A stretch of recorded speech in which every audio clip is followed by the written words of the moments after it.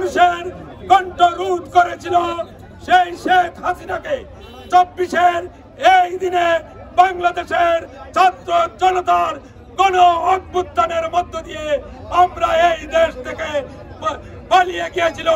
আজকে দেশ মুক্ত। আজকে এই 1 বছর এই দিনে আমাদের দেশ শেখ হাসিনার হাত থেকে মুক্ত হয়েছিল। আমরা বেগম খালেদা জিয়ার নেতৃত্বে, তারেক জিয়ার নেতৃত্বে আমরা যে আন্দোলন করেছিলাম সেই আন্দোলনের ফসল আজকে আমরা ইনশাআল্লাহ সবাই মিলে আমরা এক হয়ে আমাদের মাঝে কোনো ভেদাভেদ নয়।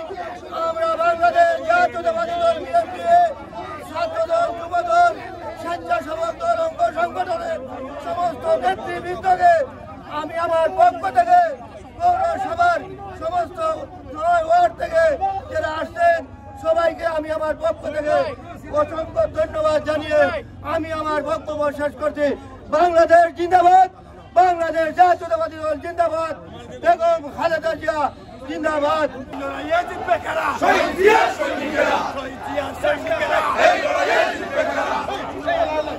লড়াই করে